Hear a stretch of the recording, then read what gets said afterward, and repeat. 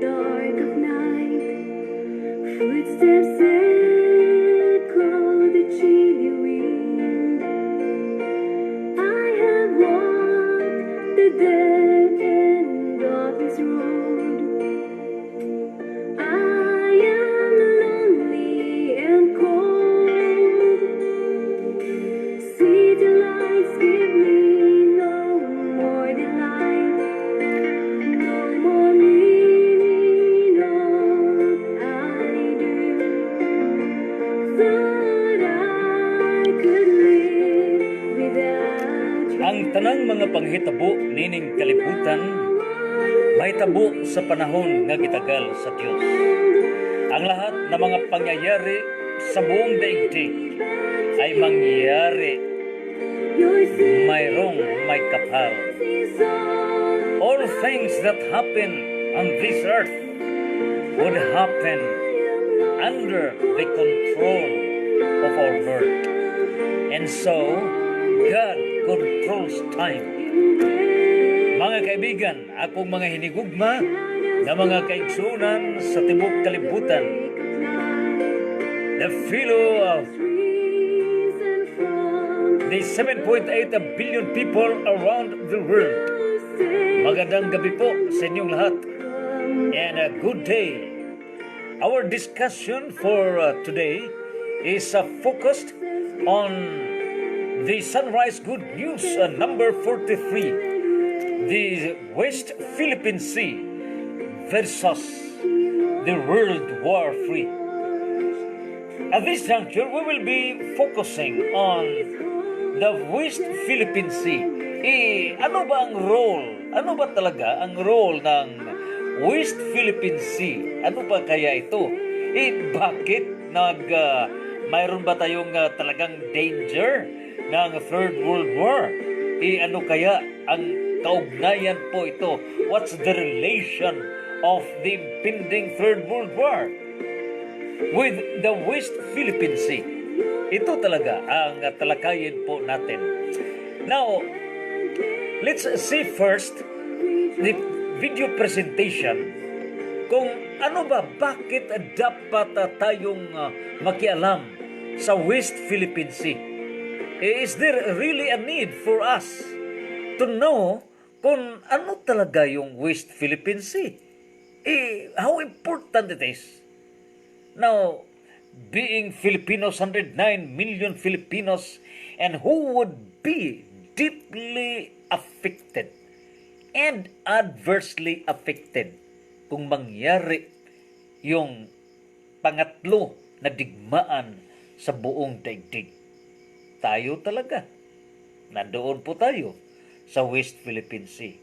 Pinag-agawan po ito First, yung China, na ito ang number one that dominates and controls the area. Kaya nga ang PTA President sa Lone South High School, si Ma'am President Lerma Magno Ocado, very concerned talaga sa West Philippine Sea.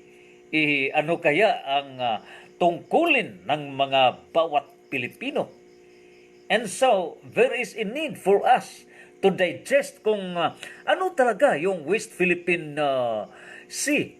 Kaya nga si former Places Vice President for Luzon, Raby Hardin Cotauco, very concerned talaga kung ano ang future ng Philippines, lalo na affecting the West Philippine Sea. So kaya nga, let's have the presentation on this West Philippine Sea. Try to focus. Exclusive economic zone is ours. It's very difficult to say that there is exclusivity when it's underwater. That area is claimed by both because you have two conflicting claims of ownership. Sa totoo lang, nakakalusubin na itong mga debate tungkol sa West Philippine Sea. Kaya himayin natin yung punot dulo ng issue. Una, ang West Philippine Sea ang tawag sa bahagi ng South China Sea na pasok sa Exclusive Economic Zone o EEZ ng Pilipinas. 200 nautical miles ang lawak ng EEZ.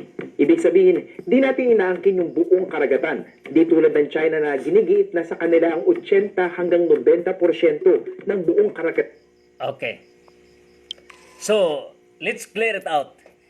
Ang conflict talaga between China and Philippines, of which the Philippines won in the permanent Court of Arbitration sa United Nations.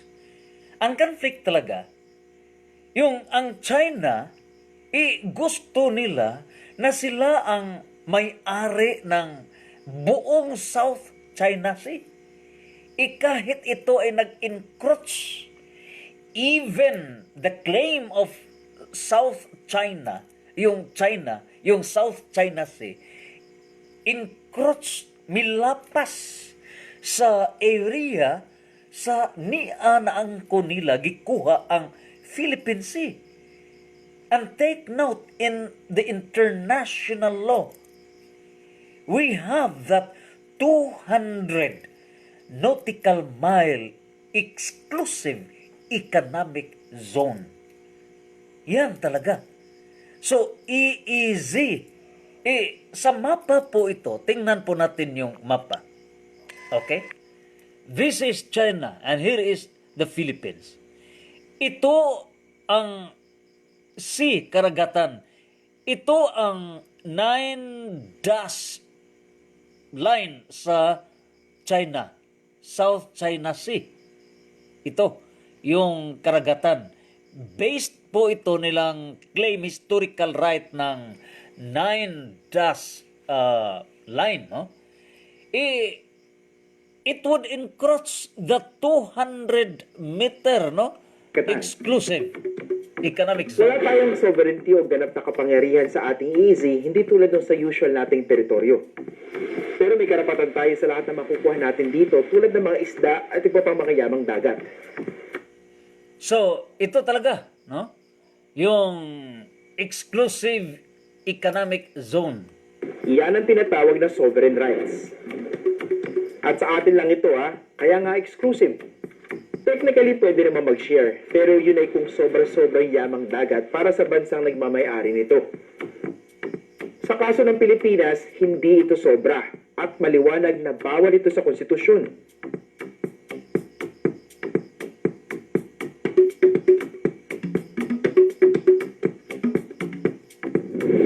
Bukod dito, bakit may pamimigay isda sa kapitbahay mong di hamak na mas mayaman sa'yo? Paano kung sarili mo naman pamilya ay magutom pagdating ng araw?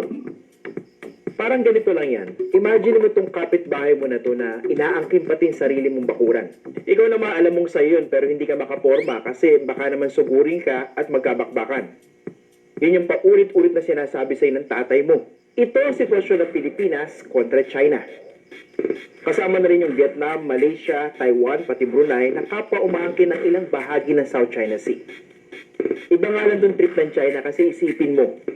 Pati yung mga lugar tulad ng Rectobac na dihamak na malayo sa kanila at pasok sa EEZ ng Pilipinas sa Okay. Take note, The bottom line, no, of the international issue at hand affecting Philippines, the real party in interest. In legal parlance, real party in interest, parang the central point, parang deeply affected, directly affected talaga ang Philippines. Ipinag-agawan po sa China ano ba ito? The exclusive economic zone. Ano bang exclusive? Ito. Exclusive economic. The issue now is economic.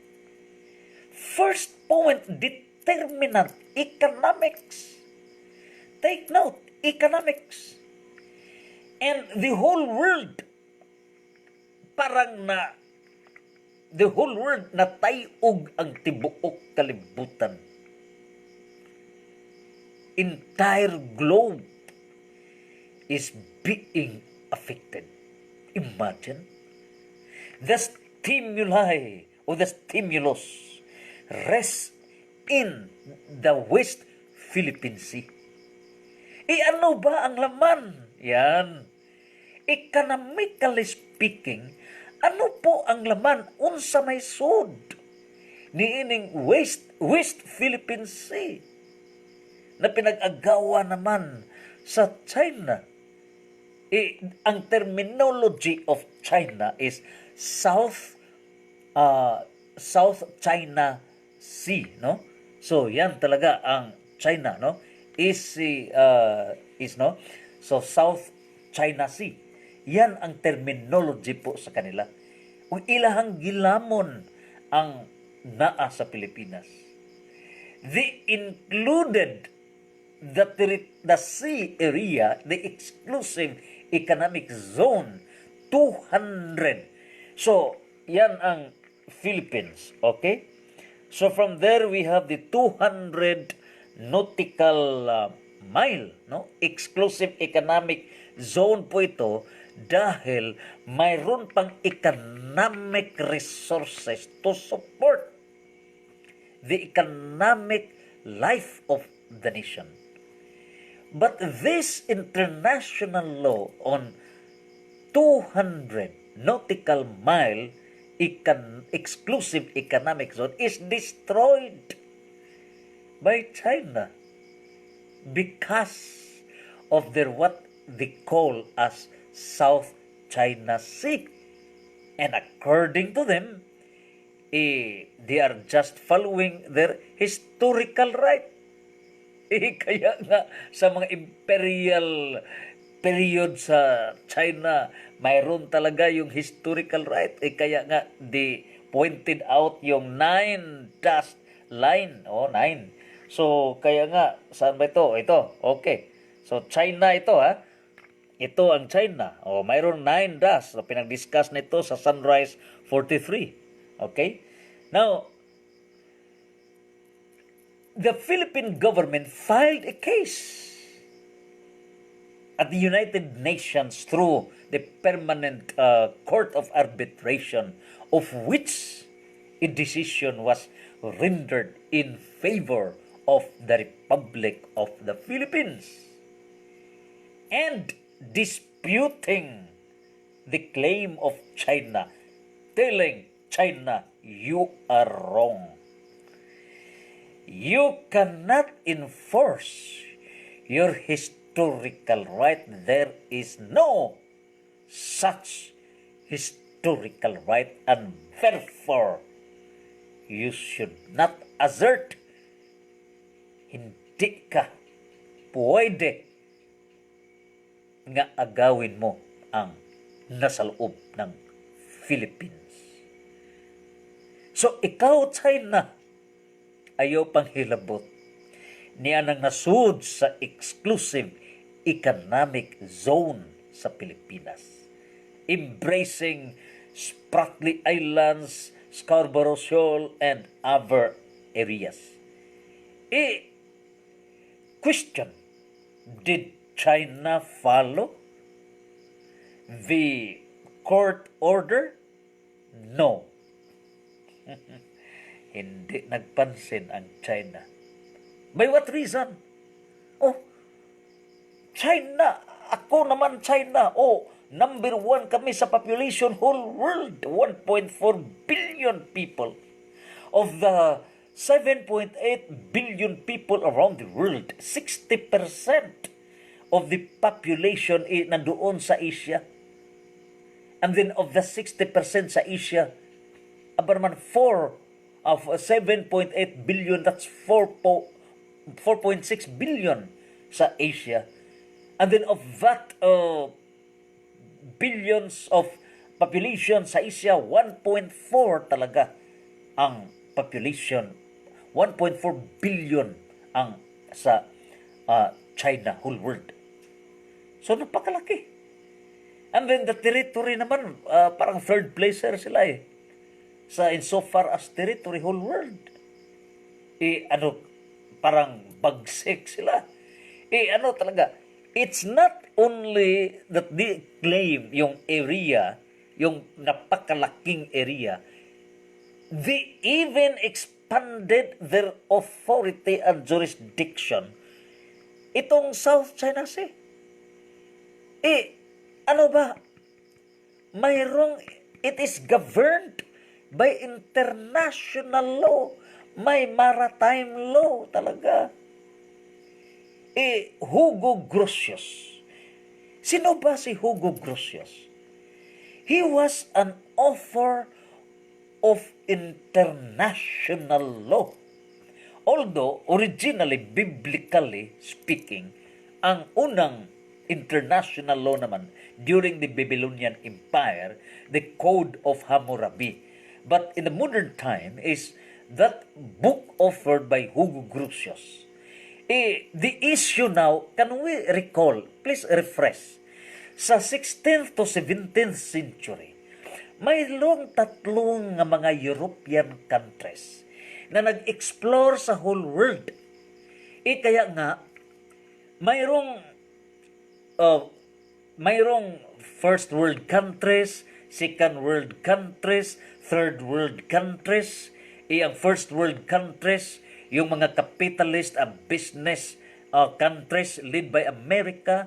Yung second world countries talaga, yung mga communist countries, of course, led by Russia, now is China. Ang third world countries, ito namang mga consuming countries, yung mga pulubi na mga countries, of course, one of which is Philippines. Now, insofar as economics is concerned, okay? First world countries, second world countries, third world countries. Kaya nga, ang first world country, yung United States of America versus communist led by yung China, that's second world country.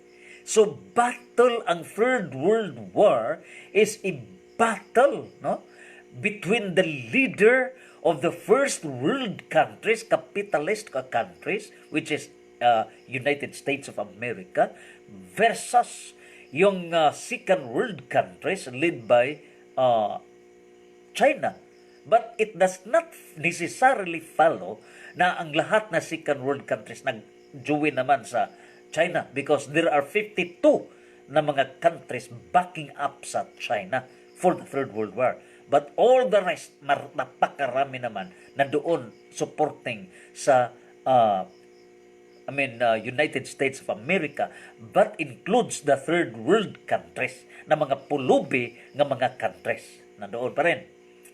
And so, ano ba ang world sa exploration naman, discovery naman sa world, okay? Because we talk on economy, and this is focused on oil and gas. Oil or fuel, ano naman na petroleum, we have to define the technicalities naman eh. Okay, later on. Now, ano ba ang, yung pinag-discover naman yung Asia, yung Africa, at saka ang Europe. Yung Africa, Asia, Europe, ito ang old world. Old world. Dahil before sa exploration, before 15th century, okay, mga older period, akala po, they believed that there are only 3 continents in this world. Akala po nila, there are only 3. Yung Europe, yung Asia, at saka ang Africa. Later on, when it was discovered by Americus Vespucci, an Italian, Catholic ito eh. Yung America, ito America. Okay? The North America at saka sa South America. Okay? Yung na-discover America. And then, of course, with Christopher Columbus, Italian pa rin eh. All Catholics. Na-discover po nila. And then, they believe that ito ang New World. Yan. Kasama po yun sa discovery nila sa itong Australia, Oceania. So, in other words, tatlo na mga continents na discover pa. So, ito ang North America, comprising Canada, United States of America, and then South America, plus Oceania, yung Australia, New Zealand, and neighboring countries. So, itong tatlo, it as the New World. Okay? Ang Old World continents, itong Europe, Africa, and of course, ang Asia na dito po nilikha ng Panginoon, our first parents, where the Garden of Eden is located. And saan po ang Garden of Eden ngayon? Okay, that's our research. That's the surprise. Reward. Okay, so, yan talaga ha. Saan po ang Garden of Eden? Yan. Where all the treasures are hidden. Yan ang pinaka-secret talaga.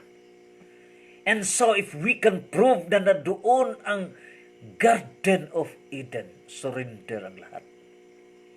The wealth of nations. And God said, ang mga tinago sa langit will be revealed in the most proper time. And ito nga, yung wealth of nations. So, nakuha na natin, no? Yung New World at saka yung Old World. That Old World, yung Old Continents, per history. Ito, per history. Now, Asia, Africa, at saka Europe, Old World, New World, yung na-discover na po, yung North America, South America, at saka yung Oceania, New World. But, everything, plus yung Antarctica, yung ito, ice area. So, yung ice area, Antarctica, one continent. Kapag itong ice talaga, kung matunaw na, it turned to water, flood talaga whole world eh. Yan ang mangyari. So, God controls everything. And so, ano ba ang mangyari? What's the connection with West Philippine Sea? Yan, the issue now. And the Third World War. Ito nga. Now, this is the scenario. And then, yung tatlo na mga countries, England, because in United Kingdom, Scotland, no? Yung England, okay? So, Westland. Parang Philippines ito, England, yung Visayas, no? So, talaga. So, yung England, very genius po ito sila sa politics and economics. Politics and economics should always go together. Politics is the dominant factor and economics is determinant factor. Now, insofar as politics is concerned, yung mga English people from England, dito na sila sa 13 areas of North America. Saan ba ito? North America. Ito. Okay? So we have here the North America. 13 colonies. Now, they have colonized it until yung 13 colonies ay naging independent. So way back 1776. Kaya nga yung 13 colonies ay naging United States of America. And now 50 o 52 na yung mga states of United States of America. So, naging English talaga ang kanilang language. Yung bakit the Great Britain? Because nag-explore sila, no? Discover sila sa whole world. Australia, all other countries naman. India naman they conquered it with economics, British, no? East Indies, no? Yung company. So kaya nga, politics talaga ang ginawa nila. Yung parliamentary procedure, parliamentary government. Yung parliamentary government founded talaga sa forms of government. Ito talaga sa England. So, yung sa Amerika, United States of America, founder sila sa presidential form of government. Parang utak talaga in the field of politics. So, strong. In the field of economics, ngilngig talaga, bright talaga sa economics, mga corporations, business, yung sa England, kaya nga, everything, they went on, roam around the world. Ito ang nangyari sa Great Britain. Kaya nga English naging international language with the force of the United States of America, English. So, that's their contribution. Yan ang England. Okay? Now, ang Spain, karibal pa rin, competing with Portugal. Nagwagi ang Spain dahil si Ferdinand Magellan, who is a Portuguese, neglected naman sa Portugal gusto si Ferdinand Magellan to roam around the world. Makapunta siya with his talent. Pick up siya sa Spain. Kaya nga, akala po natin nga he is Spaniard. No, Portuguese. Kagaya ba sa Fabunan, no? Fabunan anti virus injection doon pa rin sa Indonesia. So ang nangyari ito. So compete talaga yung Portugal at saka yung Spain at ang England. So the main issue now is once nakakuha sila ng mga land, mga territories, gusto pa rin nila maangkin yung mga oceans, mga seas, no, mga kadagatan, gusto nilang maangkin. And then I want let this be owned. Yan ang naging issue sa 17th century. Kaya nga, sabi naman, kapag kayo'y mag-angkin sa territory kalaki, just imagine this world, 2/3 talaga ang water. No? 2/3 talaga yung water. So, kalaki sa ocean naman Imangkin lang sa isang nation or 2 nations or 3 nations. Kaya nga, who solved that problem? It was the book authored by Hugo Grotius. So, it was international law. The solution naman is, sabi na walang nation na magkaangkin sa oceans and seas. So, sa kadagatan. It is for the all humankind. Kaya nga, it was agreed upon by all the nations of the world. And of course, 195 states of the whole world. And of course, sanctioned again by the United Nations Organization. So, to make it formal naman, mayroong United Nations Convention on the Laws of the Seas. Kaya nga, on the laws of the seas. So, ito nga, ano ba? The decision is, walang makangkin was it followed by China? Yan na issue. China did not follow. All the countries of the world followed that international law na walang nation nang makangkin. It's for all. The ownership sa oceans at saka sa seas, no? Mga karagatan is all nations of the world. Kaya nga, there could be free passage lahat yan. Anong implication naman between the West Philippine Sea and the South China Sea? Bakit ang Philippines is the center? Parang tayong principal actor tayo in this scenario 2020, that's July, August, by September naman, leading man is the Philippines. Ito talaga. Bakit ba West Philippine Sea? We have here the north, the south, we have here the east, the west. So, Philippines, Luzon, Visayas, Mindanao. Okay, eastern part, so ganyan ito ganyan, okay.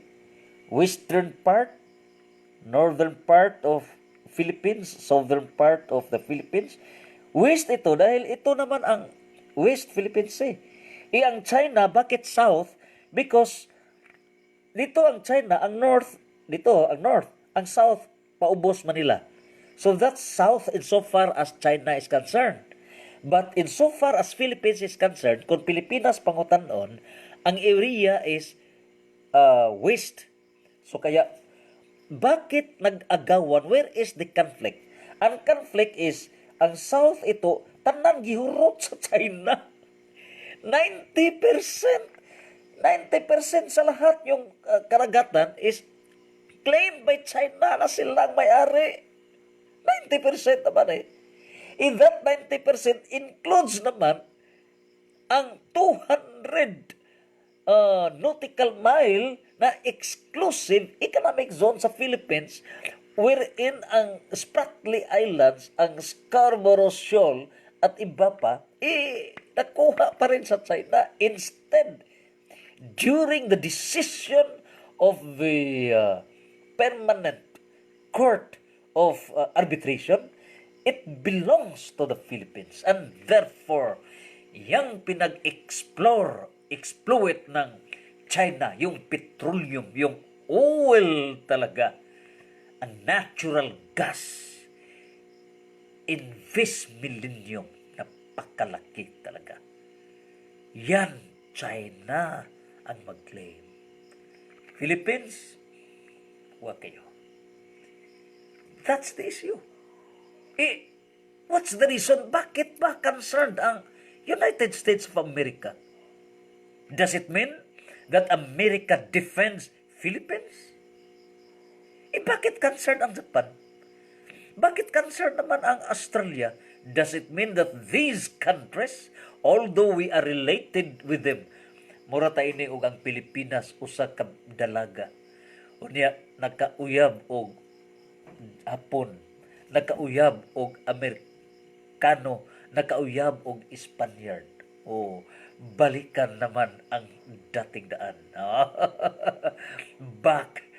Balikan ang daan tang relasyon Pilipinas. Does it mean? Or they have their own economic program and interest at the pretense using Philippines. The issue now is there is no issue nga ang China is doing their best for China. Okay, for the interest of China, and that is under the control of the Communist Party of China. And there is no issue here. But the main issue now is yung pag-concern naman sa Amerika na frontline, all na pinaghanda ng lahat nilang facilities for the Third World War and all other countries. Are they really dedicated it in defense of Philippines?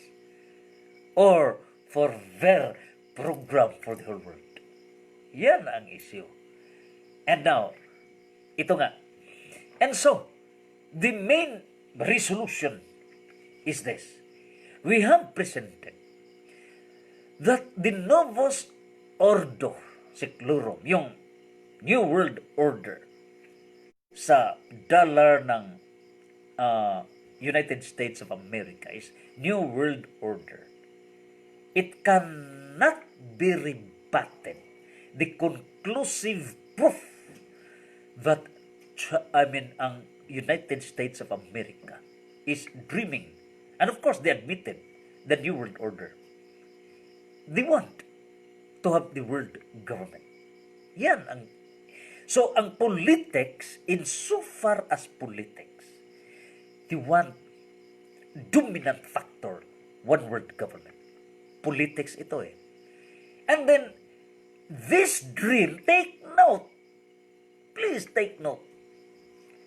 This political dream as politics in dominant factor cannot be realized for a world government in the absence of the determinant factor. It cannot be realized. Without the support of the determinant factor, that dominant factor cannot be successful. Because politics and economics should always go together in political science. And so, ano ba itong ibig sabihin? In other words, the dream of America's policy ni Donald Trump, yung America First, hindi ito magtagumpay. It cannot be made successful for the world government of America in the absence of determinant factor. And that determinant factor is economics. Economics talaga. So they want, gusto po nila na mayroong strong economic backup ang Amerika. Ngayon, intro na po ito sa economics because we will be presenting to you mga minimum of 50 episodes. 50 to 60, 65 episodes. All on economic discussions on the role of the Philippines in relation to the other countries of the world with all humility. Zero talaga tayo. Zero. And so, ano ba? So, ito talaga ang gusto po nila. Ang dollar ng Amerika, the ruling is this, no? Bawat state has a central bank. Bawat state. Which regulates the monetary, economic operations, financial talaga. The monetary naman sa flow of the money within every state. That's central bank. In America, it is known as Federal Reserve. So ito nga, the ruling supposedly na the worth of the money as controlled by the central bank in America, Federal Reserve, should be backed up by gold. Gold. How much is the worth of the gold deposited in your central bank or Federal Reserve? And if that is the value of the gold, then you can issue paper money or coins equivalent to the gold bullions na nandoon sa central bank. In other words, it is the issue kung anong country na makaparaming gold naman napakaraming pera naman ang i-release. That's the ruling. Ano naman nangyari sa Amerika? They have realized sa kalaki sa kanilang mga economic transactions, they could not cope up. Their gold bullion hindi naman makakope up. So kaya, take note, because of political dominance na nandoon sa kanila ang control sa United Nations Organization by way of having within their territory, New York, yung office sa United Nations and all other operations talaga. At saka sila na may nag-lead sa Second World War. Itong effect sa war talaga, kayo ang mag-lead, sa iyo ang political power, economic power Kaya nga, pag mayroong Third World War, pinaghandaan na ito sa Amerika. Pinaghandaan ito. Long-range plan na ito since 1945-42. Tagal na nila pinaghandaan because they know that in the Third World War, after that is one world government, sila ng lahat. Ang program sa New World Order, abolish yung mga different national governments. One world government lang sila. One diktar lang. Yan ang mangyari. In the same concept of Communist Party of China, pariha sila But Ano naman ang plano sa Panginoon? Ano? We have discussed na. Ha? Tingnan ninyo sa sunrise, 12, 13, 14. Please review na lang sa sunrise discussions. Because God controls time eh. Ecclesiastes chapter 3 verses 1 to 11. Mayroong 7 stages in the evolution of state. So, hindi sila nagdaan. Hindi yun mangyari. It's not man's will, but God's will shall prevail. Tagal naman eh. The same ambition ito sa Babylonian Empire. Hindi. Persian Empire na nagka-conquer sa Babylonian Empire. Hindi nagwagi. Ang Greek Empire nga nag-conquer sa Persian Empire, gustong world government, hindi nagwagi. Another Roman Empire, gustong world government as against the kanang Greek Empire. Walang nangyari sa Roman Empire. Ang German Empire naman, yung kang Hitler na government, gusto naman sila one world government. Kaya Second World War. Russia naman, gusto naman ito. Hindi. Amerika naman, gusto naman. At saka yung China. It's God's will. And so, babalik po ito tayo. So, ito ang senaryo. So, kaya nga, parang ang Amerika, sila talaga ang mag-control sa whole world government. Kinahanglang back up ng economics. Ano ang nangyari? Walang gold volume. Kaya nga, in economics talaga, ang dollar sa Amerika is what we call as fiat money. F-I-A-T. Fiat money. Ano ba ang fiat money? Ang mga economists nag-define talaga na fiat money. Ug sa Binisaya pa na kalag-kalag. Dili tinuod kalag. Ingan anak na ito mo. Parang floating talaga. But, it's guaranteed.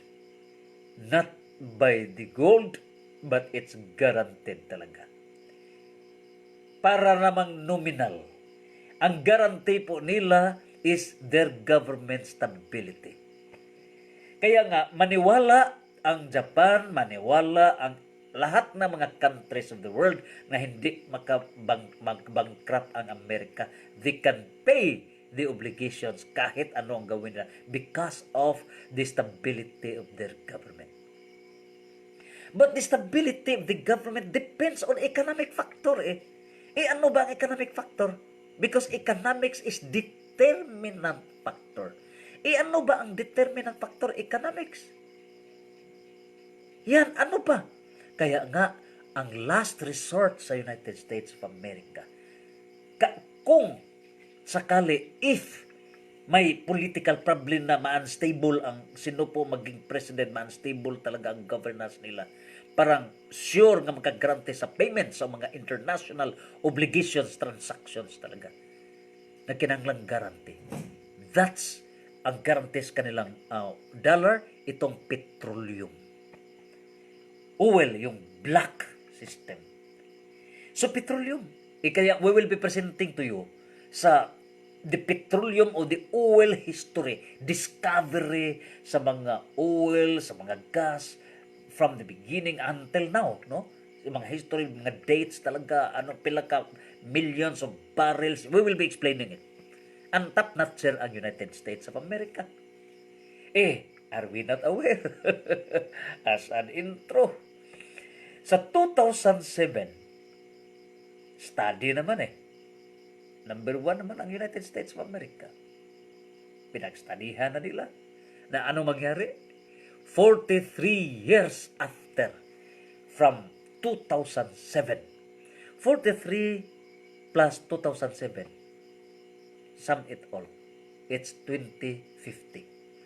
In other words, ma-depleted na ang source of oil whole world. 20. Oh, boss, I have discussed it earlier. ubos. Ano, pag mahurot kining source tinugdan sa oil naman. Hugno tibuok ekonomiya sa nasod sa Amerika. Hugno impas ti bawas.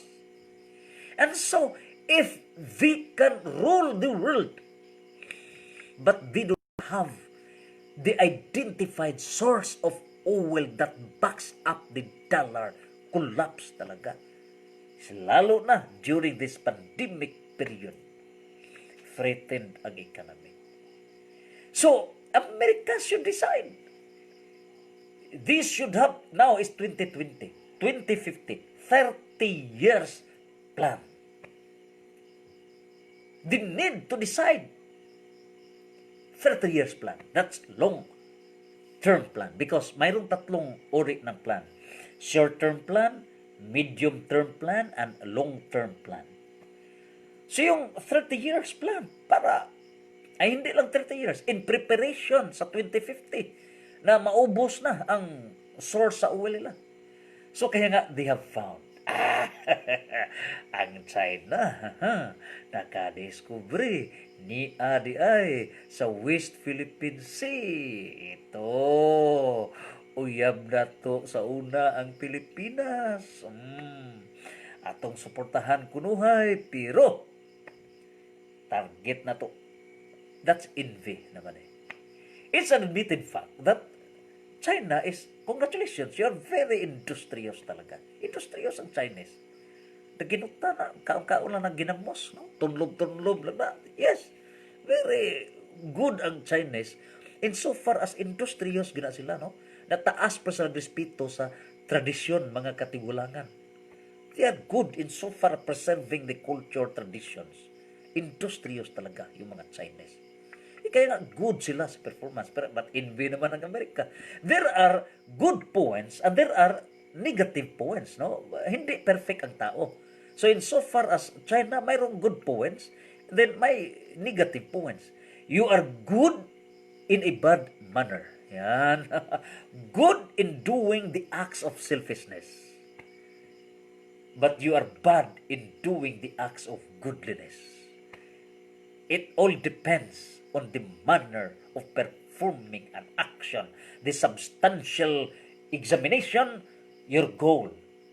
The procedural examination, ipapaano mo na-enforce ang goal. If your goal is correct, that's 50%. But if your performance in achieving erroneous, that's wrong.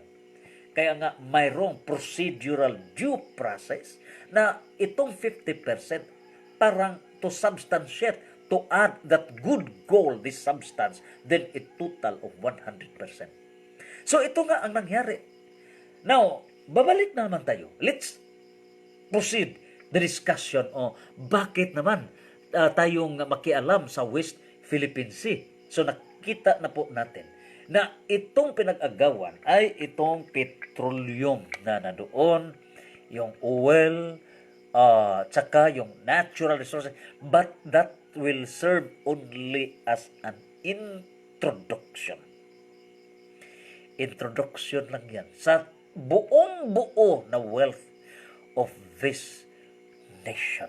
Miraculous nation ito. If the identity of this nation be declared in the most proper time, this is Ophir.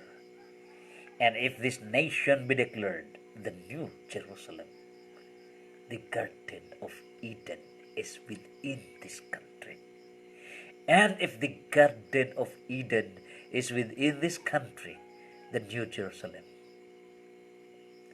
filled up sa lahat ng mga blessings. Only ang mga blessings na ito will be revealed, ibigay sa Panginoon in the most proper time, most proper place, and most proper manner. And so, the disadvantage is this. Pending Third World War, lahat mga nations sa buong mundo. But the advantage is, concerned naman sila attracting, parang magnet. Ang West Philippine Sea serves as the magnet for the new world to come. Kaya nga, ito,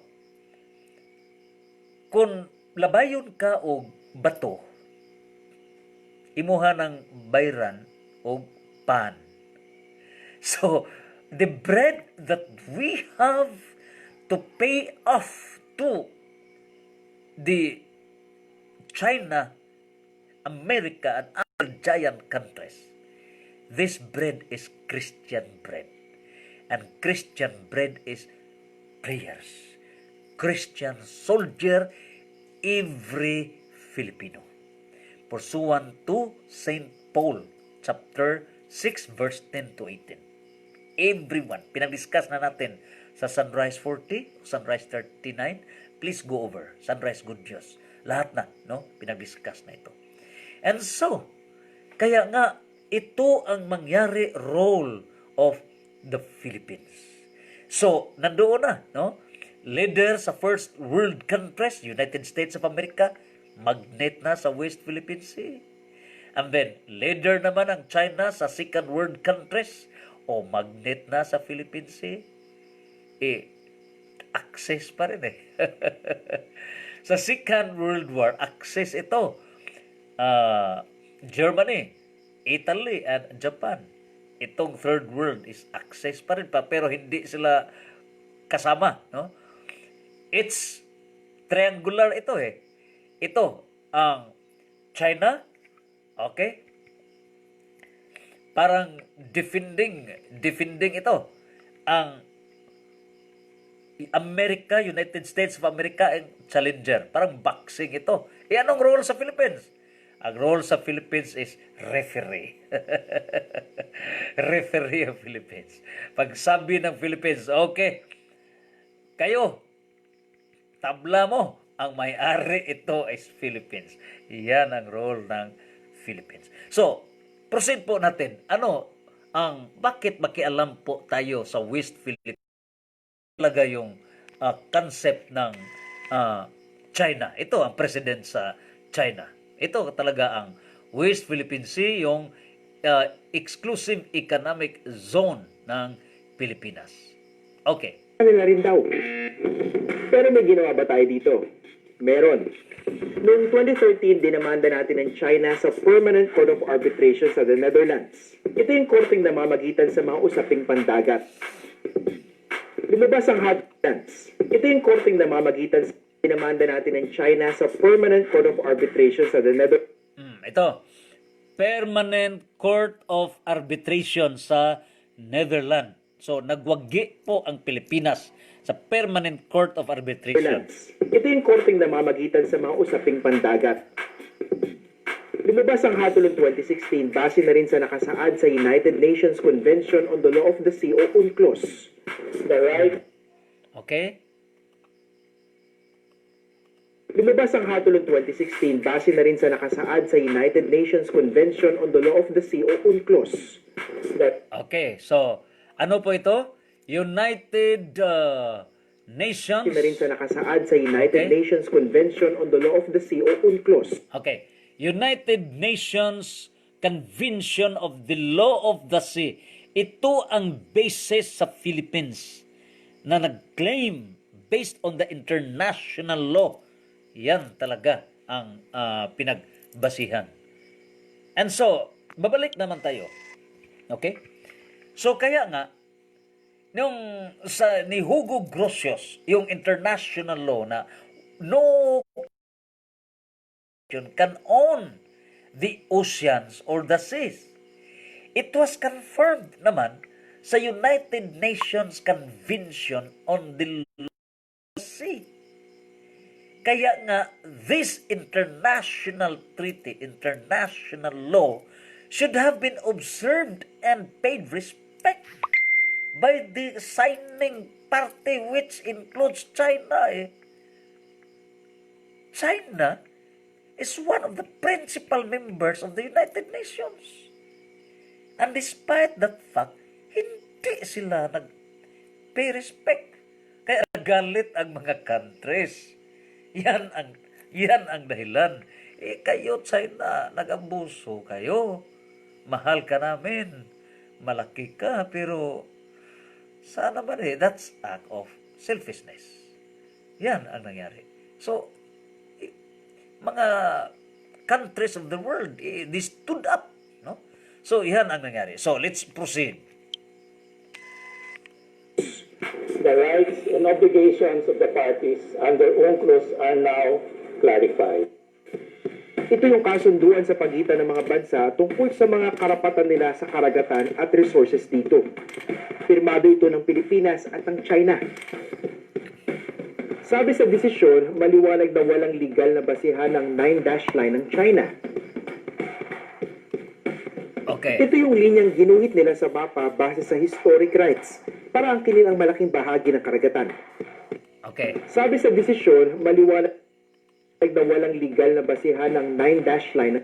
Okay, So, the tribunal concluded that there was no legal basis for China to claim historic rights to resources within the sea areas falling within the 9-dash line. So, ito nga, yung 9-dash line, no? Sabi nila ng 9-dash line is from China, ito pa nga, no?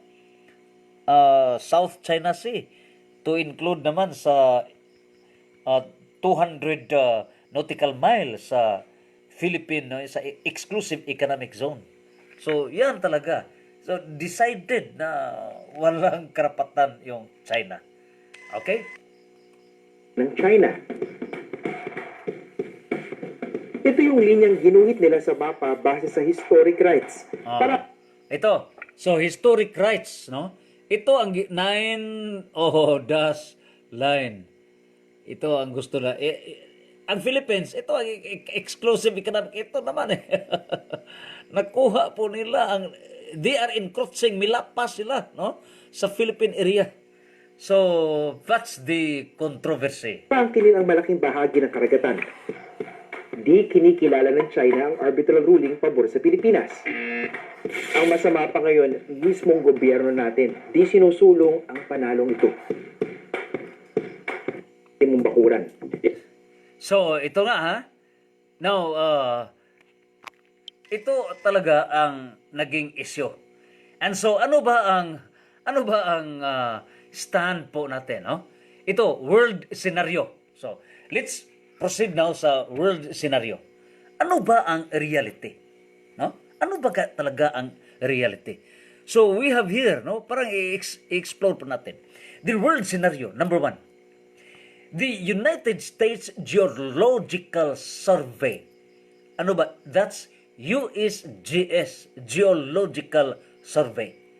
Estimated that about 3 trillion barrels of recoverable oil originally existed on Earth. Mayroong 3 trillion barrels na ma-recover na oil na doon sa Earth. No? And that about 10 billion barrels of that amount had been consumed by 1995. Accordingly, 710 billion na ang na-consume. So that's almost na 1 trillion because 1,000. No? Ito talaga. Now, the Oil and Gas Journal. So, itang journal, no, sa Oil and Gas Journal, ito ang permanent weekly magazine for the petroleum industry. Nag-estimate po sila sa late 2007 that the world's mayroong proven reserves. May reserve naman na proven na pina-authentic na nila. Declared na ito ang reserve. Kailangan reserve wala kang reserve din hanggang wala tayo, maubos ang lahat No preparation. So, estimated talaga lahat, no? And then, the world's proven reserves amounted to roughly 1.3 trillion barrels. Imagine, although 3 trillion barrels ang ng overall na existed on Earth. Pero, in so far as 2007 is concerned, out of 3 trillion, ang nanatili na lang is 1.3 trillion barrels. So, kuha na. Nag-increase naman ang mga sakyanan sa kalibutan, ha? Consumption, lahat, electricity, lahat is dependent on the oil talaga. Ano ba? If maubos ang lahat, ano? So to put this number in context, the world population consumed about 30 billion barrels of oil in 2007. Bakit ba ang New World Order naggusto nila na ang program depopulation mamatay ang tao? Gamay ra may bilin kabuhi. Why? Because they are afraid that the petroleum, the oil could not supply. Kaya maraming mga tao maubos yung, that's economic ang kanilang yapas. Not knowing that God is the source of all the blessings naman. Sino ba ito? Atheist, materialist, modernist, lack of faith in God. Kaya selfishness, pinag-discuss na natin, 7 demons on hell. The king of demon of pride is Lucifer. The demon of envy, the demon of anger, the demon of selfishness, the demon of materialism or avarice, the demon of lust, and the demon of laziness against time. Na manyana, against time. Manlimbong sa panahon. Gawa tay gihimo. Dawat sweldo. So, ingon ini mahitabo. The 7 demons in hell. Ano ba ang mangyari? Kaya nga, ito, gusto naman sa New World Order na depopulation. Kaya pandemic drama of life. So, ito, parang they can cope up, they can solve the expected problem, no? Parang ma-extend pa yung source sa oil. So, ano ba? At this rate of consumption, disregarding any new reserves that might be found.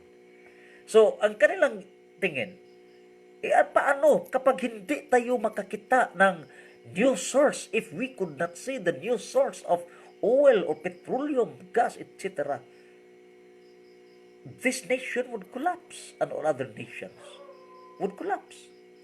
And so, parang realistic po sila And have proven that the world's proven reserves would be depleted. Pinag-discuss na natin in advance sa 52 episodes sa Sunrise RDR, Research, Discover, and Reflect. No? Pamalandong 52 episodes. Discuss pa rin natin ito sa Sunrise Mysteries 1 to 7 and also sa Sunrise Good News 1 to ngayon is 43. Naisabi naman, nakuha pa rin sa American authorities na the world's proven reserves would be depleted in about 45 years. Ano bang depleted? Hurot Then not 45 but 43 years. So if we have to add 2007 pa ito plus 43, that would be 2050. Kaya nga, trailing na. O sa kuwan pa ni nalumos na hapit, tagaliog na. O niya, if America would not exert efforts nga makakuha yun sa pinakadako nga source of oil in the future, tikio ang world government sa Amerika. Tikio ang economy sa Amerika. Tikio ang all dreams. By 2050. So that they have decided by 2020, Ito na nga. And if we have to reflect naman sa political science, in the origin of state, origin of government, mayroong mga origin. We have the divine right theory. It's God's creation, kagaya ng Israel. Mayroong social contract theory. Kaya nga, contract sa mga tao. That's the election system Mulansar ako, kini ang akong platform. This is my platform. Kaya the voter would agree. That's social contract. And just justified by what we call as political sovereignty. So yung power sovereignty is divided into four. Political sovereignty that will be exercised during the election or during the plebiscite or during the direct revolution. So political sovereignty, but practically we do it usually by election. And then once in the government na, that's legal sovereignty. And then insofar as internal affairs, that's internal sovereignty. Insofar as the outside, that's external sovereignty, independence. So ito talaga ang mangyari. Now, ito nga, gusto naman nila And so, ano ba ang mangyari in the future? Kaya nga, they want na ma-preserve po nila ang plano. And so, however, because of the advancements in exploration and unconventional oil extraction, estimates of the world's proven oil reserves had risen to approximately 1.7 million barrels by 2015. Ano ba ang kanilang pinag-iisipan? By any estimation, it is clear that the earth has a finite amount of oil and that global demand is expected to increase. Musugot kag sa dili, because of the population, it's expected to increase. Kaya nga, the New World Order, parang hindi mo increase ang demand sa oil, no? Dahil decrease na ang source So, kailangan pag-decrease ang source, decrease pa rin population. Yan ang isip nila. That's human thinking. And so, in 2007, the National Petroleum Council, ito po ay isang advisory committee to the United States Secretary of Energy. They projected that the world demand for oil would rise. Musaka ang world demand sa oil. Ano ba? That's from 86 million barrels per day to as much as 138 million barrels per day in 2030. Sa 2030, na-projected na nila na ang per day na demand sa oil is from 86 million barrels per day, almost double, maging 138 million barrels per day. So yan ang nakita, that's the reality. And so, yet experts remain divided on whether the world will be able to supply so much oil. So, kung sila, na-puzzled sila, could we source out, magkakita, magtaglain na source? Can we find? So, some argue that the world has reached peak of argue. Tapos na ang peak, no, sa dulo. Kaya nga, it's peak rate of oil production. So, gikan sa kinatasan, paus-us na. Hindi na sila magka-rise na sa source. Ito, paus-us talaga. Paus-us na. Hanggang totally consumed na. Iwala ng source sa oil whole world. Yung mga participants natin sa seminar sa Cagayan de Oro, no, from Zamboanga del Sur, barangay officials, please review your discussions, no. We have cited ito sa mga mangyayari, no, Philippines, America, and the preparing the barangays talaga sa Philippines in the federal form of government It is sourcing out of income of every barangay and then preparing the barangays, 42,036 barangays nationwide in preparation that the Philippines will rise in the future, capacitating the almost 500,000 barangay officials throughout the Philippines. Congratulations, graduates sa mga barangay trainings. And so, ito nga, kaya proven na going down na. The peak oil theory suggests that once global peak oil has been reached, the rate of oil production in the world will progressively decline with the severe economic consequences to oil importing countries. So, admitted fact. Pinag-discuss naman natin ang different groupings of sciences. Mayroon tayong natural science, applied science, social science, formal science naman eh. So with all the sciences, science system of truth and facts. So kaya nga, pag tapos na ang peak oil theory, descending na, decline na ang source sa oil whole world. Declining na. So threatened na 2050. 2050. So just dali ra ang panahon. So, pag hindi magkilos ang United States of America, then mga allied countries, TKO naman. And so, nakita nilang China, China, di ay sa West Philippine Sea. Kini, birahan na ito na.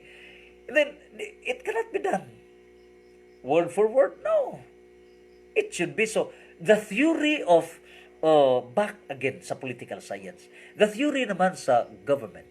Yung social contract theory, divine theory, isa naman ay tinawag ng theory of might. Ano bang theory of might? In the origin of state, matira ang matibay. Ito. That's the theory of might. Itong power, war. So, sino magogi sa war owns it. Yan. Kaya nga, girahin natin ito. Parang magwagi tayo. Tayo ang ganyan. So, kaya ang nangyari. So, after the war, then America, if they won, they can do it within the West Philippine Sea. Pag China naman ang manalo, sila pa rin sa West Philippine Sea. Ang Pilipinas, manghingog mo in tahon ang Pilipino.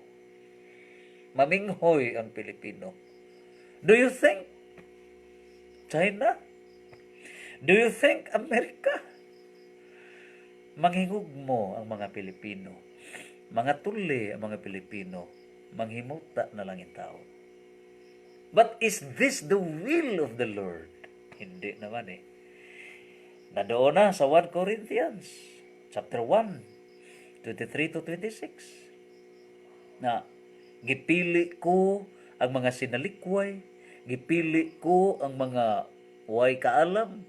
I choose those who are at the least.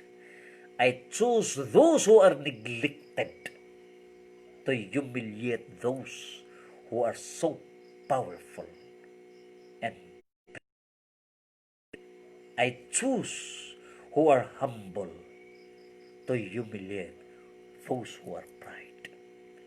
In Psalm chapter 91 verse 8, God said, those who are pride will be falling down talaga. And we can witness. In the book of Malachi, chapter 4, Malachias, verses 1 to 5, the end. And the humble ones. Ang mga mapaubsanon, manglukso sama sa nating baka in the sunrise period. That's the promise of the Lord. And so Philippines, sunrise, Philippines, sunrise. And so, ano ba ang role natin eh? So let's have first, ito talaga, no? Sa World Bank report, ano ba talaga yung deposit sa mystery sa itong West Philippine Sea? Sa World Bank report, minimum ito ha, minimum. Meaning to say, grabe ang maximum ito. Ha? Walang maximum. Minimum lang so far na discover po nila. Mayroong 11 billion barrels of oil with estimated 190 trillion feet of natural gas. Doon. But that is only an introduction of the wealth of nations. Ang Panginoon ay may-ari talaga sa wealth of nations in this country. Maharlika. And so, ano ba? Itong Philippine territories, that's 300,000 square kilometers. 7,641 islands and islets. This is the Philippine archipelago. This Philippine archipelago, 7,641 islands and islets, means 300,000 square kilometers. Ipag-isali ang Spratly Islands na claimed pa rin sa Philippines as part of the Philippine territory. Kasali pa rin ang Sabah sa North Borneo area. Sabah. Kasali pa rin ang Scarborough Shoal. Then included pa rin ang Palmias o Miangas area. Island. Included pa rin. Kasali pa rin as our part of the Philippine territory ang Orchid Island. Included pa rin in our claim the Sanger Islands.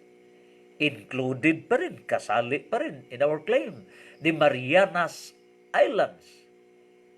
Kasali pa rin in our claim the Caroline Islands. As advance po natin, mayroon ng mga prophets, mga angelic na nandoon na nag-reveal na itong Philippines, nakita po niya, no? Sa whole world, ang territory sa Philippines na with all humility, biglang lumaki ang territory sa Philippines. Mind you, those territories, all other countries, will merge with Philippines. It's not only those 7,641 islands and islets in the Philippine archipelago. It's not only all those other 8 areas to include the Spratly Islands, yung Caroline Islands, yung Marianas Islands, Sanger Islands, Orchid Islands, yung Palmias Islands, Scarborough Shoal, ang Sabah, at saka yung Spratly Islands. Marami pa. Yung Maharlika talaga, more than that, giant ang Philippine nation. Kaya, New Jerusalem. Totoo. I will be presenting to you yung explanation sa Revelation. The Revelation explained. Pinag-explain na ang New Jerusalem, ang area po sa New Jerusalem is just like United States. Totoo talaga eh. Itong Philippines, maliit, that's the starting. But expanding ito. Expanding ito talaga. So yan ang mangyari in the future. And so, tingnan po natin, ano ang high tension, no? Tension sa July 15, ngayon Feast of Our Lady of Lourdes, no? July 16. Ano ba talaga sa ang sa China, no? July 15. China attack US warships, no? When in sail. So, ito ang tensyon na, no? Kaya nga, it's not a joke, no? Between the United States of America and versus China. So, ito na nga. Okay, ito na ang tensyon na sa United States of America versus China. China told two U.S. warships to turn back after they sailed near disputed islands without permission. The busy waterway is the latest flashpoint as relations between the world's biggest economies continue to strain. China said on Monday that it has warned two U.S. ships sailing near disputed islands in the South China Sea to leave the area. The move comes amid heightened tension between Beijing and Washington over trade tariffs, sanctions, and Taiwan. Foreign Ministry spokesman Zhang Shuang told a press conference that China is strongly dissatisfied and is resolutely opposed to the U.S. operation. The relevant moves by the U.S. ships infringed upon Chinese sovereignty and damaged the peace, security, and good order of the relevant seas, Zhang said. China urges the United States to stop such provocative actions. Zhang added that China would continue to take the necessary steps to defend its sovereignty. Commander Clay Doss, a spokesman for the U.S. Navy's 7th Fleet, told Reuters that the Innocent Passage aimed to challenge excessive maritime claims and preserve access to the waterways as governed by international law. The 3.5 million square kilometer body of water, which lies between China, Vietnam, and the Philippines in the Pacific. Okay. Ano ang area? 3.5 million, no? 3.5 million body of waters. Yan ang issue talaga within the South China Sea, which encompasses the West Philippine Sea. 3.5 million. Yan ang area na pinag-agawan. Ways as governed by international law. The 3.5 million square kilometer body of water, which lies between China, Vietnam, and the Philippines in the Pacific Ocean, see 1/3 of the world's shipping traffic. China occupies several islands in the sea and frequently reprimands the U.S. and its allies over its naval operations. Brunei, Indonesia, Malaysia, the Philippines, Taiwan, and Vietnam also have competing claims in the region.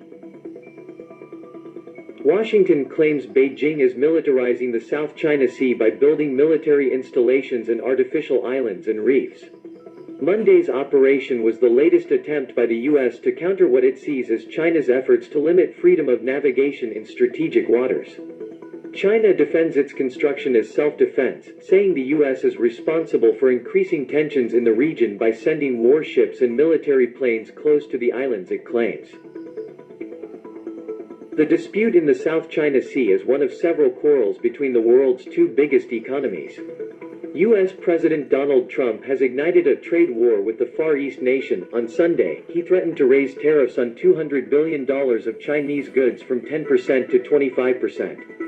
Beijing also laments the U.S. recognition of Taiwan, which it still considers part of China, and has warned of consequences after Washington imposed sanctions on the Chinese military over its purchase of Russian fighter jets. The United States has a treaty obligation to the Philippines, an ally. As the world's largest economy, it also has a real interest in maintaining open sea lanes, and as the world's biggest naval power, it often assumes the role of policing them. Plus, as the world's only superpower, the United States often acts as a balancer in regional disputes. But this is also, for Washington, about shaping what sort of major power China becomes. American officials insist that they do not oppose China's rise. Their concern is whether China will work within what scholars call the liberal order, the post-war system of international laws and institutions, or seek to overturn it. The South China Sea, and particularly this week's ruling, are a test case for whether China becomes the kind of power that works within that system or against it. While that order has helped promote peace and prosperity globally, it also undeniably serves American interests. Everyone agrees that the status quo in Asia and eventually the world will evolve. So, ito talaga. Nakita na natin, no? Ang tensyon na very crucial na. So, ito ang situationer. And so, it's very clear na pinag-discuss na po natin yung totoong, isabi naman kay President Rodrigo Duterte, it is geopolitics or economics. The one wording talaga is geopolitics. Ibig sabihin ng geopolitics, geography plus politics. So, formula sa China, politics. Geography with expansion naman, that's tourism. And America, United States, the same. Pero, ang Pilipinas, there are three juridical persons to play in determining the future of this world in event million. The first juridical person, People's Republic of China. The second juridical is the United States of America. Bansa ay super. These super are called the Goliaths of history. Comes the smallest one, Republic of the Philippines. Ang Pilipinas ay zero. Sa kanyang pagka-zero, this very zero, maliit na bansa, could not compete the two, nor shall this small country participate in the Third World War. Kugmo ka lang, Pilipinas. And so, Saint Paul saved us.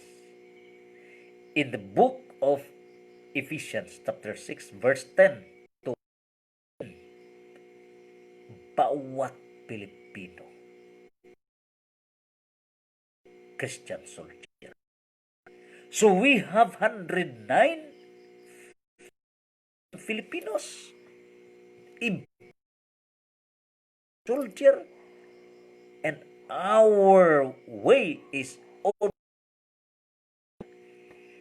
prayer. Ang armas po natin, hindi nuclear.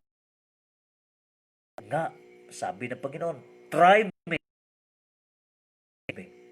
and I'll do it. In Luke chapter 1 verse 37, all things are possible in God. All things are possible in God.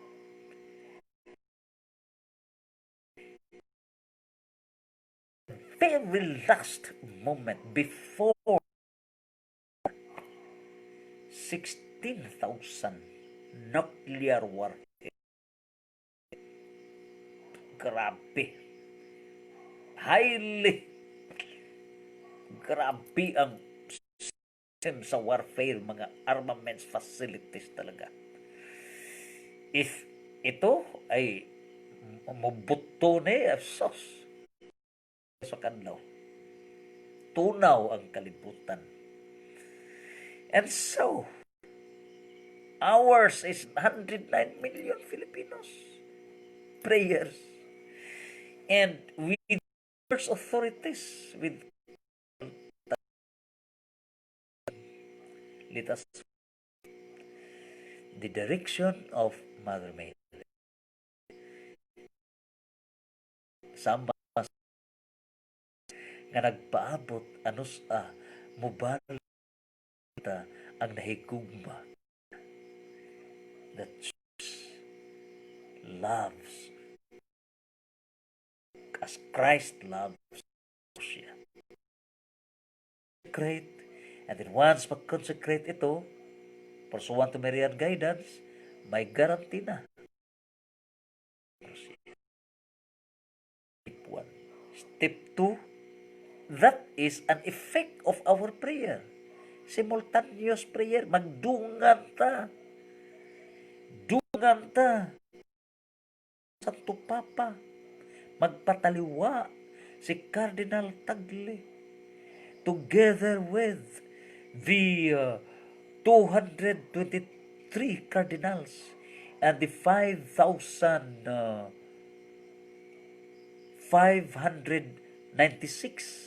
bishops around the world and all the priests worldwide, lalo na sa And so, i-prayer po natin.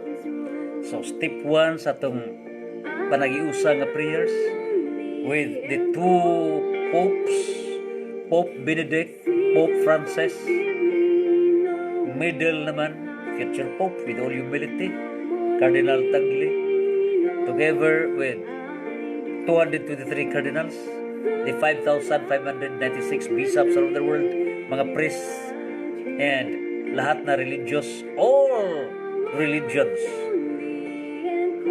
Christian and non-Christian religions, pray together. And then, of course, the Catholics naman. At saka, that's step number 1 for Russia. Step number 2, China will be converted.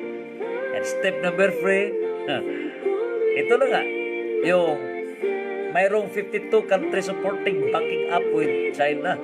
Most ito yung mga Islam countries. That's step number 3 ito eh.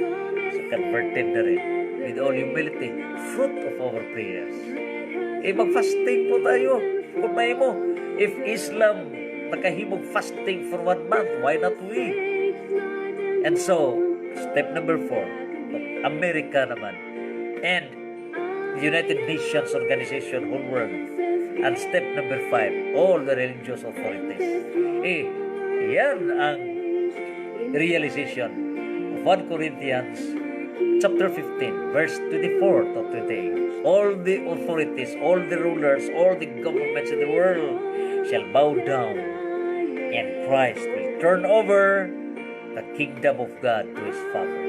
So, ito na nga ang pagwagi natin sa Revelation chapter 11, verse 15. This world shall become the kingdom of God in its fullness. And so, the magnet ito sa Wealth Philippine Sea. Ito lang ang magnet sa Wealth Philippines, West Philippine Sea. The way, the Lord says, I am the way, the truth, and the life. So, tarin talaga. And then, hanggang maging millennial kingdom, whole world, bago ito, the Lord will appear first, no? Pursuant to Matthew chapter 24, magpakita siya sa kalangitan from the east, that would be with all humility from the Philippines to the west. So ito nga, west pa rin, east, okay? So we have here the Philippines. So from the east, ito nga, from the east, papunta ito ang Panginoon, makita po ito to the west. Ito. So, makita siya sa lahat ng mga nations of the world. Hanggang sa America to the west. Ito na nga, ganyan. Makita na sa Africa, ito lahat. Hanggang naman, pabalik naman sa east, ito ang Philippines. And that will confirm na ang Philippines talaga ay the New Jerusalem. And we will know the Garden of Eden. And so, we will be given that minimum of 1,000 years, the millennial kingdom. The fullness of God's kingdom on earth. And after that, realize na ito, yung original plan of God, that everybody will be saved. Lahat gusto sa Panginoon na ma-save. Gusto sa Panginoon walay mamatay. So, 1 Timothy chapter 2, verse 4. Gusto sa Diyos, body and soul, walang kamatayan. First death is body. Romans 5:12, that will be defeated, that will be conquered. Revelation chapter 21, verse 3 to 4 and 5, wala nang kamatayan. And that's Isaiah 65, verse 20, ma-implement na ito sa millennial kingdom na. Millennial kingdom. Minimum of 100 years. Hanggang na mabalik ng Panginoon, wala nang kamatayan ng tao. And so, after that 1,000 years, minimum, of course, the Lord, sa kanyang pagbalik, He will be living with us. Here comes the judgment. So, sa judgment naman, makapunta sa impyerno. And so, pagkaunti na, champion talaga tayo. And so, congratulations! Viva Philippines! Viva mabuhay West Philippine Sea! And you love me more than I am. You love me in spite of my sinful ways. You love me for who I am. You love me in spite of my selfish ways. You love me more than I am. Yan ang panalangin sa Diyos. In the name of the Father, of the Son, and of the Holy Spirit. Amen. Santos, Santos, Santos. God bless us all.